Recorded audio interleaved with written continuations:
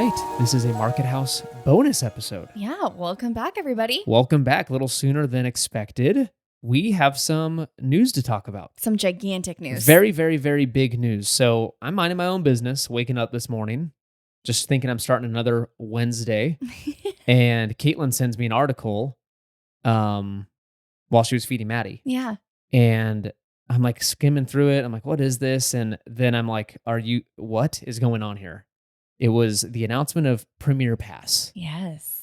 Disney's newest way of getting more money. A lot of money. Let me tell you, a lot of money. Yeah. So we thought we would get on here and inform you guys because it took my brain a little bit to wrap itself around this new concept and the valuation of it. Again, it's not out yet, so we don't know how it's going to work, I guess, in reality. Right. But in theory, it's supposed to be a more premium product. I guess we'll wait and see. Right. But let's dive in and maybe we can make our own judgments and predictions on what it's going to be like, and you at home can be more informed about this new premium offering from Disney. All right, let's dive in. Lightning Lane Premier Pass is the new skip-the-line option at both Disneyland and Walt Disney World, but there are some differences in both offerings, depending on what coast you're on. We'll dive into those differences in a bit. Right. But let's talk about the general program itself or service, what it entails for the most part, and then we'll dive into the differences here in a second. Like I said, it's going to allow you to walk into most Lightning Lane queues, and I'm going to keyword there, most Lightning Lane queues, without having to make reservations like the regular multi-pass system. Which, that right there, if we just stopped and ended the conversation, that's great. Yes. So basically, let's talk about how this looks like in practice. So right now, if I bought the Lightning Lane multi-pass service, formerly known as Genie Plus, you pay what, $30, $35 per day-ish, something around there. Per person. Yeah, per person. And you have access to booking Lightning Lanes throughout the day.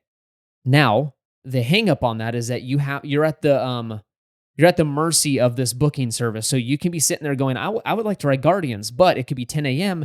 and Guardians isn't available until 3 p.m. Yeah, so it's all subject to availability. And if you're like us on our last trip, we wanted to ride a ride and it was 10 a.m. and it wasn't available until like 8 or 9 p.m. And we have a little one. Yeah. And so that throws kind of a wrench into things. So I can understand that system cannot work for everybody and you can't get as many rides done as you would think because you're still waiting in lines.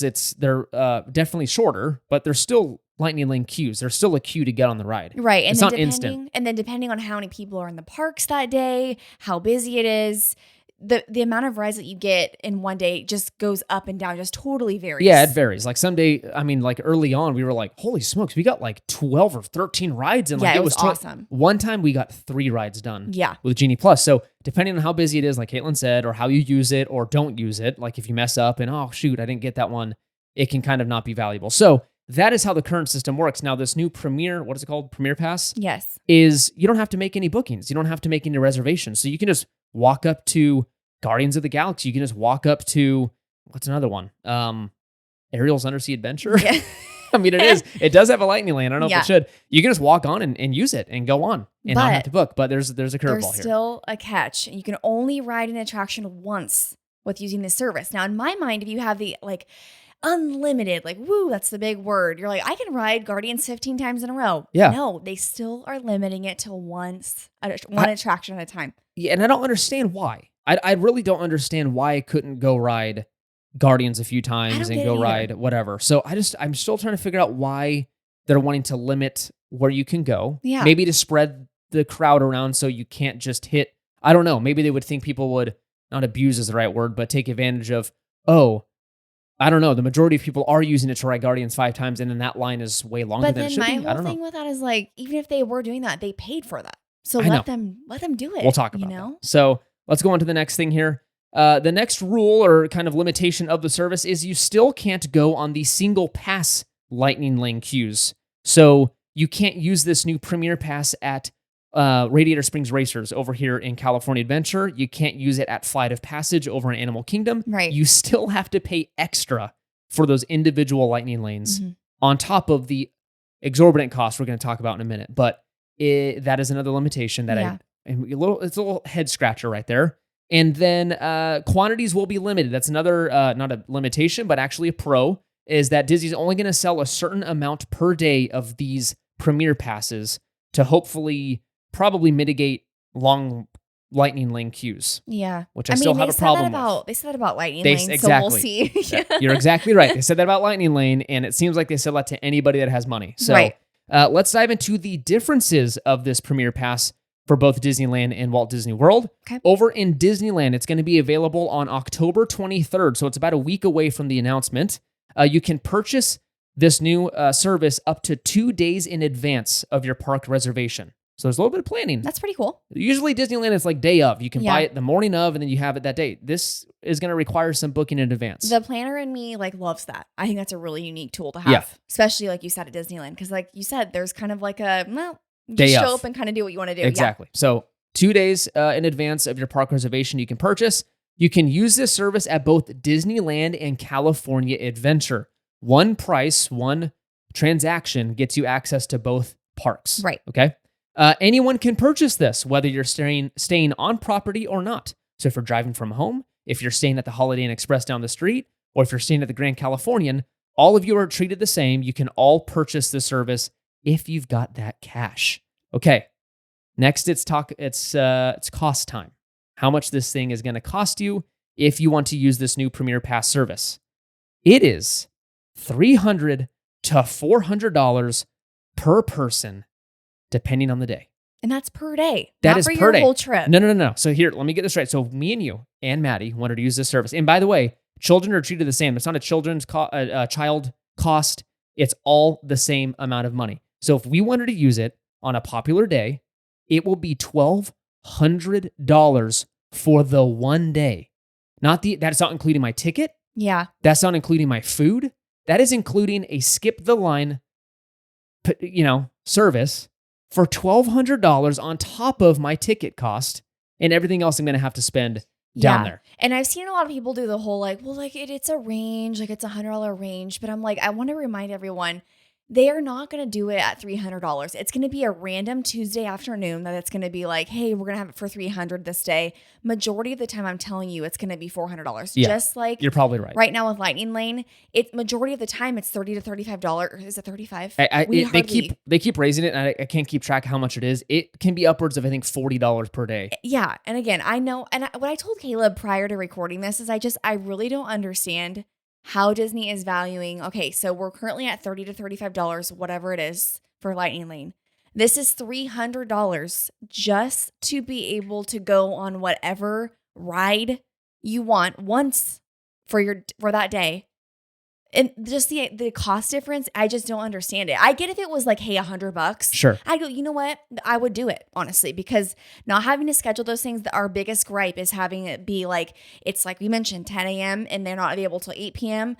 The fact that you'd be able to do it anytime you want, that's absolutely amazing. But just, I cannot get past the price difference. $400. So we'll dive into maybe why they priced it that way in a second. Let's talk about Walt Disney World, and we'll get to why I think they did the thing they did. Because Walt Disney World's quite different than Disneyland. Very different. So Walt Disney World will be available on October 30th, so a little more time.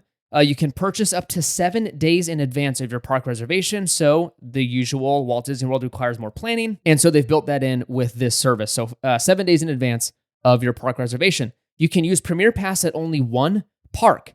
There's no park hopping option available as of now. So you can only buy the service for the one park you're going to be at that day. So if you're park hopping, you have to buy it twice if you want to do it? I guess so. I think you would be insane to do that. That is absurd. That's absurd. I think you'd be crazy. So I would just, if you're going to use the service, go to Magic Kingdom for one day and stay there all flipping day to take advantage of this. And I wonder if they would see a decrease in park hopping then, if people wanted to use that service. 100%. Right? Yeah. So let's talk about the other limitation that's kind of a curveball for most folks. This is only available for deluxe resort and deluxe villa guests. So DVC guests, basically, or deluxe resort guests. So people staying at the Grand Floridian, the Polynesian, Saratoga Springs, Wilderness Lodge. So you're already having to pay a pretty penny to be there for lodging. And then you have the option of paying even more money to skip the lines with the service. If you're staying at like Coronado Springs, Pop Century, you cannot purchase a service in Walt Disney World. I don't understand. I don't think that's fair, number one. It's a Why little does it matter? If you're staying on property, you should be able to buy it, I know. right? Or I don't even know. if you're not staying on property. I don't know. That's I don't make the rules. I almost feel bad for people at Walt Disney World though, because I feel like they got like Yeah, it's kind way of like more the limited. worst end of the stick, and it's way more confusing. Yeah. Let's talk about pricing here. Magic Kingdom, the price ranges from $329 to $449 per person per day. Hollywood Studios, $269 to $349. Epcot, $169 to $249. And Animal Kingdom, $129 to $199. So by far the cheapest price or cheapest cost is Animal Kingdom, just because of the limitations of rides and attractions. Not much to do over there to probably justify $400. But Magic Kingdom, that premium price tag of $329 to $449. Yikes. That is wild. So now that you know the facts, I know we've been sharing our opinions up to this point, Yeah. but now it's the opinion segment. Let's talk about what our thoughts are. Are we going to be buying this? Yeah. And all that good stuff. So let's just start off with the most obvious thing. This is insanely expensive. Yeah.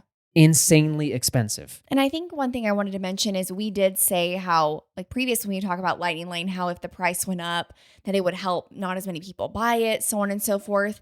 And now I feel like that they've raised it. It's kind of like, okay, well, this isn't what we asked for, but in a way it's not, because I'm like, okay, have like your own line. I think the biggest caveat with this service is that it's not replacing Lightning Lane. And if you buy these passes, you are going to be in the same line as people with Lightning Lane. That's exactly what I was going to get to. So this is my biggest gripe of it. And yes, we were saying to improve the entire service for people that pay, like you mentioned, Right. and people that want to just wait and stand by, the best solution is to have a thing like this. Right. Some absurdly expensive thing, but what you get in return is a truly, and I wouldn't say, it is a skip the line service, a true skip the line service where pretty much you walk up and the most you're waiting is 5 minutes. Yeah. For $400 per person per day, that should be expected, and I think that would be fair. But like you mentioned, the current process and the current service, basically, you're sharing the same line as the people that spent $40 that day. Yeah. That doesn't make any sense to me. And again, if you're thinking of like, for example, I just watched a YouTube video at someone, they were riding Tron. They bought a Lightning Lane. They still waited 30 minutes in that Lightning Lane for Tron, even though they purchased the Lightning Lane. And I'm like, you're going to wait even longer now. Because I'm like, there's going to be more people. There's going to be two groups of different Lightning Lanes in one line. I don't know. Maybe it'll be better for the standby people because I don't think so. I really don't, because we're going to be waiting longer. Because as of right now, when you're in line and there's a large Lightning Lane, they will let like 90 guests to every 10. So 90 Lightning Lane guests for every 10 standby. And so you can imagine that standby wait goes from 45 minutes to 90 really quick.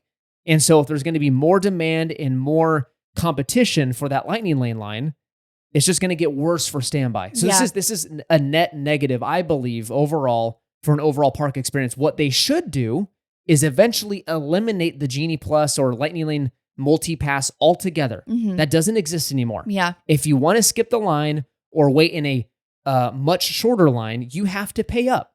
And that's what Universal does. And it works well at Universal. It works very well. So Mhm. standby stays somewhat reasonable, Right. because there's less people using that because Right. it costs a lot of money. Right. So for folks that really want to pay up and skip the line, I get it. You should get that kind of service. Right.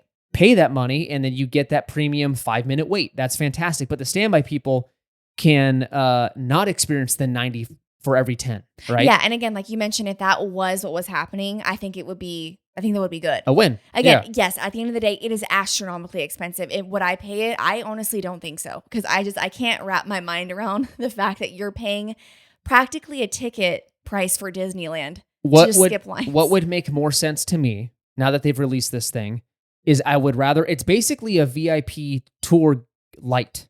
Yeah. So the pros of booking a VIP tour, trust me, I'm not comparing this as the same thing. VIP tours are very expensive. So And that comes with knowledge and like all that kind of yeah, stuff. I think it's like what, $400 to $600 per hour or something like that. It's wild, but you can split it with up to 10 people, I think. Mhm. So my argument would be, this is basically attempting to be that. If I had to spend $1,200 for you, me, and Maddie to skip the lines, Mhm. I'd rather pitch in $1,200 for a VIP tour Yeah. and do this with a group of friends or family Right. and get even more value Mhm. because you get that knowledge, like you said. They go and get food for you. They do a ton of stuff. It's wild. Yeah. You get, like exclusive merch opportunity stuff, like way more perks.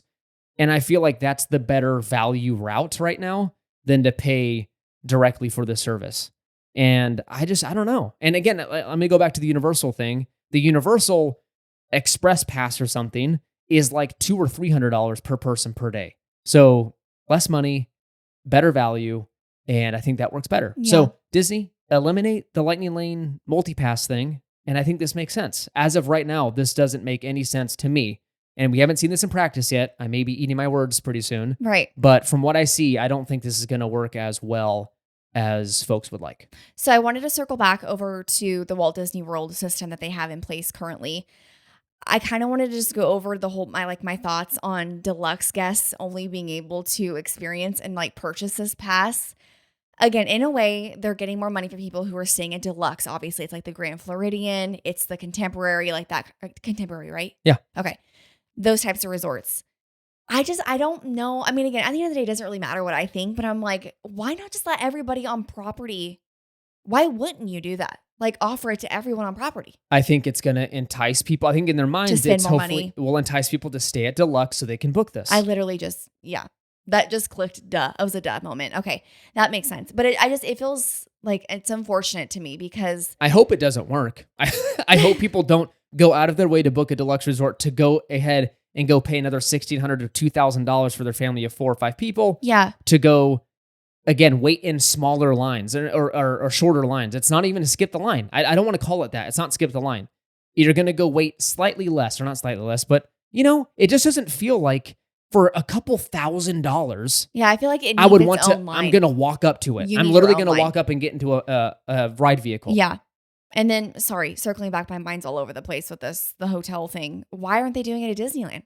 Why not go, hey, you need to have DVC points to stay at the villas, or you need to be staying at the Grand Californian or at the Pixar Place Hotel, the Disneyland Hotel. Why? Because it's it's such a locals friendly park. I think from the estimates I've seen, up to half of the guests that are in Disneyland on a given day are locals, and so you need to open it up, or else it's probably not profitable, or they're not gonna. It's not worth it, right? Or maybe offer it to all the Magic Key holders. But you have to be a Magic Key holder in order to get the pass. People would freak. Maybe. They're Magic Key holders But are always looking for. I don't think Magic Key holders are more likely to purchase something like this because they're there more often than the average guest. Versus the family that goes every couple of years, they go, you know what? If I get to ride That's true. 15 rides in one day, I'm going to pay the $1,000 or whatever. This is why you write the notes and I just talk. That's okay. I'd be like, this isn't fair. Yeah. It all doesn't make much sense. I just think this is an insane solution. Right. And again, I think it can be done better, but we're just a couple of podcasters that aren't sitting in a boardroom with Bob Iger. Yeah, I think at the end of the day, I really like the idea. I think it's a good idea to do the whole unlimited. You get to pick whatever you want when you're wanting to, especially if you have little ones. The freedom to be able to just get on the ride when you want to. That's amazing. Yeah. But I think, like you said, they need to separate or eliminate get rid of the old Lightning Lane service just to have this one, because I feel like that would really fix the lines at the parks.